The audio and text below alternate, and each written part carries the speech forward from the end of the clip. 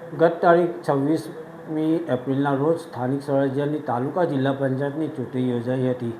જેમાં ભરૂચના પાલેજ તાલુકા પંચાયત એક બેઠક તેમજ પાલેજની જિલ્લા પંચાયત બેઠક પર કોંગ્રેસે ભવ્ય વિજય હાંસલ કર્યો છે. અને આપણી સાથે ભરૂચ તાલુકા કોંગ્રેસ સમિતિના પ્રમુખ મકબૂલભાઈ જોડાઈ રહ્યા છે, ત્યારે આપણે તેઓ સાથે ખાસ વાતચીત કરી અને તેઓના પ્રતિભાવ જાણવાનો પ્રયાસ કરીશું. મકબૂલભાઈ, પાલેજ ટાઈમ્સ ગુજરાતીમાં આપનું હાર્દિક સ્વાગત છે. હાલ જ્યારે ગત 26મીના રોજ જે ચૂંટણી યોજાઈ હતી, એમાં તમારી જે મહેનત રંગ લાવી એ વિશે આપ શું કહેશો? પાલેજ જિલ્લા પંચાયત અમે ગયા વખતે અમુક ભૂલોના કારણે હારી ગયા હતા, પરંતુ આ વખતે અમારા માટે એક ચેલેન્જ હતું કે પાલેજ જિલ્લા પંચાયતને તાલુકા પંચાયતની બધી સીટો હાથે જીતવાની અમારી પહેલેથી તમન્ના હતી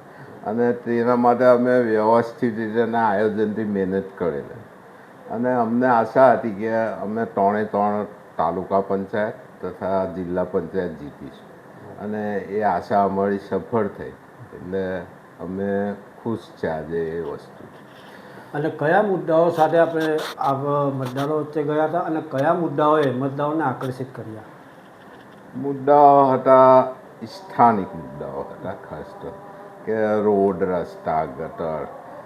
આટલી મોટી મોટી પંચાયતો હોય, પંચાયતોમાં ભાજપનું રાજ હોય, તે છતાં કામો ના થતા હોય. હવે એમાં હું ભ્રષ્ટાચાર થતો હોય, જે થતું હોય તે, પણ જે પ્રમાણે કામો થવા જોઈએ તે ના થતા હોય, એટલે એ બધા મુદ્દાઓ હતા. એના લીધે અમે પછી એ મુદ્દાઓ અમે પબ્લિકની અંદર સારી રીતે એ કર્યા, એટલે એમાં અમને સફળતા મળી છે. અને પાલેજ તાલુકા પંચાયત 2 બેઠક જે પણ કોંગ્રેસને આ સવાલ હતો કે અમે જીતીશું, બરાબર છે, અને બિનહરીફમાં લોકમુખી એવી પણ ચર્ચાઓ થઈ રહી છે અને આક્ષેપો થઈ રહ્યા છે કે કોંગ્રેસે એની પર કોઈ જાતનું ધ્યાન નાખ્યું, એ વિશે શું કહેશો? આજે એક કાર્યકર